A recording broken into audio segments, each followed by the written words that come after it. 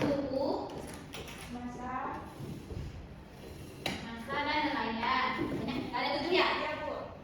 Nah, kalau besaran turunan, apa itu? Turunan dari besaran pokok, Bu. Turunan dari besaran pokok yang ini tadi kan. Nah, kalau apa aja tuh contoh besaran turunan? Ada yang menjawab? Kecepatan itu. Kecepatan. Apa? Percepatan. Ya. Dan gaya.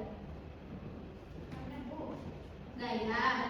Dan nah, benar ya, besaran pokok tadi yang dibilang Mika, yaitu besaran yang tidak bisa diturunkan atau besaran sendiri. Nah, kalau besaran turunan itu besaran yang diturunkan dari besaran pokok. Nah, contoh-contohnya itu ada besaran pokok itu ada panjang, waktu, suhu, massa, dan ada 7 tadi. Kalau besaran turunan itu ada percepatan, gaya, dan lainnya. Nah, gaya untuk minggu ini kita akan membahas tentang pengukuran. Pernah nggak mengukur meja menggunakan bergaris? Nah, saat bersama itu juga mengukur meja itu juga menggunakan meteran. Itu kan meteran yang bisa dipakai tukang? Ya, Bu. Itu bagaimana dengan hasil pengukurannya? Ada ukuran bergaris sama meteran tadi. Itu kan, dan ada alat pengukuran yang lain kan? Kenapa ya kira-kira banyaknya jenis pengukuran? Apa semua itu bisa digunakan untuk mengukur satu benda dari berbagai jenis pengukuran? Tidak ya, Bu. Tidak. Kenapa ya tidak bisa?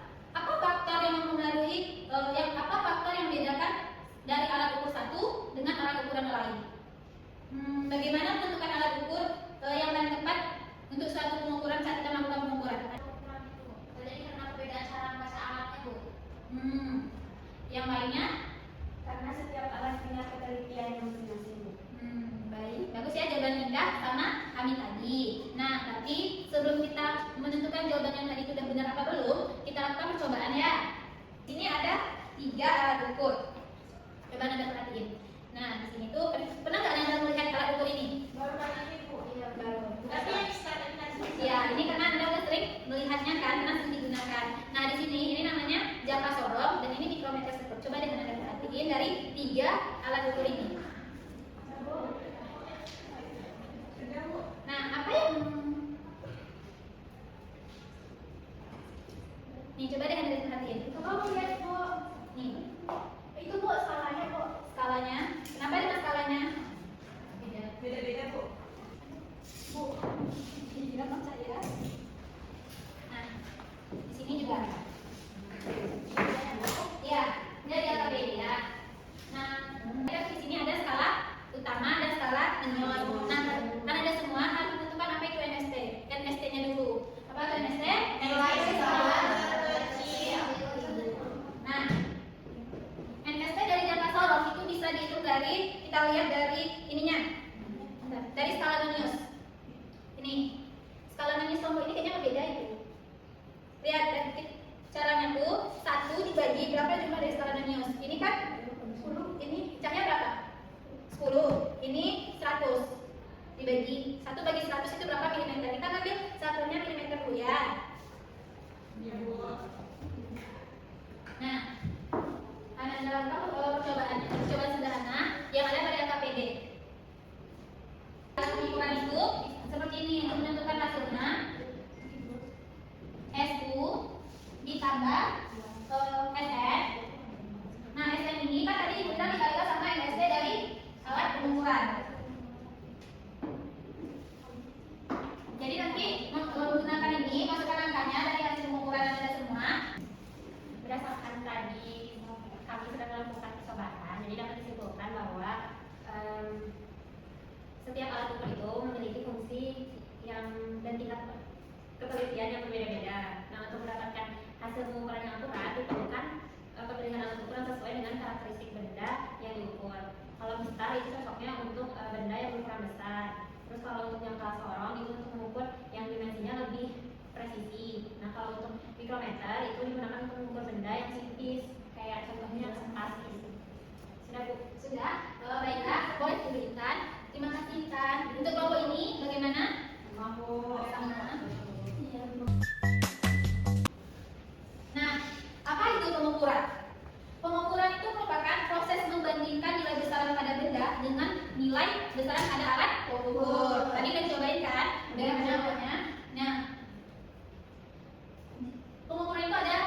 pengukuran langsung dan pengukuran tidak langsung. Pengukuran langsung itu tadi yang telah Anda coba langsung dengan menggunakan alat ukurnya. Nah, apa itu pengukuran tidak langsung? Pengukuran tidak langsung itu mengukurnya itu dengan melalui perhitungan, bukan melalui alat ukur. Contohnya itu seperti mengukur lapangan bola gitu. Nah, apa saja jenis-jenis pengukuran? Pengukuran itu ada pengukuran panjang, pengukuran massa, pengukuran waktu, dan pengukuran volume. Nah, yang telah Anda lakukan tadi itu termasuk ke pengukuran panjang. Nah, apa manfaat dari kita mempelajari pengukuran ini? Nah, manfaatnya itu adalah membuat atau memperbaiki barang. Dari yang Anda bisa melakukan pengukuran tadi, dan Anda di sini ada belajar prakarya kan ya? Nah, dari belajar prakarya itu Anda bisa kan membuat prakarya itu kadang kan membuat apa namanya? Dari kayak rumah dari kampus atau apa gitu kan, seni gitu kan. Nah, itu Anda bisa menentukan di mana berapa panjangnya, berapa lebarnya nanti dari pengukuran. Terus membeli barang sesuai ukuran. Di sini nggak mungkin kan nggak pernah belanja online. Selalu kan belanja online. Nah, sebelum Anda belanja online itu apa yang Anda ukur? Bisa beli sepatu atau beli baju atau beli celana, pasti Anda mengukur. Kalau beli sepatu, ukur dulu berapa panjang kakinya biar tidak terjadi kesalahan karena beli barang. Nah, selain itu menyesuaikan ukuran peralatan pribadi. Apa yang dapat kita simpulkan? Tadi juga udah melakukan percobaan. Ya, Cak ya? Jadi kalau ini berjawab untuk apa saja yang tidak sekarang dan kalau nanti sampai tertutup. Ya kalau itu punya ketelitian yang berbeda Bu. Kalau misal itu dia ketelitiannya yang paling rendah, dia paling sederhana. Kalau yang sorong itu lebih teliti Bu. Dan informasi tersebut itu yang paling tinggi. Yang mana? Terima kasih juga untuk Cahya dan Intan yang telah mau menyimpulkan.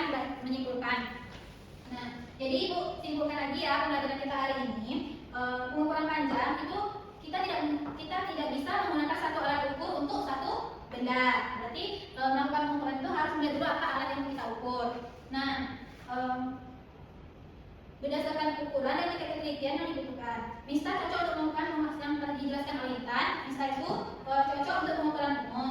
Jangka sorong itu untuk benda-benda dengan ukuran yang sedang, sedangkan mikrometer sekrup itu untuk benda yang kecil dan tipis. Nah, untuk pengukuran yang teliti itu Anda harus melakukannya. Untuk melakukan pengukuran Anda harus melakukannya dengan teliti dan baik agar hasilnya lebih akurat. Nah, untuk lebih memahami pembelajaran hari ini, Anda bisa menjawab soal-soal yang ada di buku dan untuk minggu depan persiapkan diri Anda untuk melakukan ulangan harian ya. Baiklah, terima kasih untuk hari ini. Terima kasih untuk hari ini telah berpartisipasi dan mau aktif dalam pembelajaran Ibu. Ibu tutup dengan assalamualaikum. Kita tutup dengan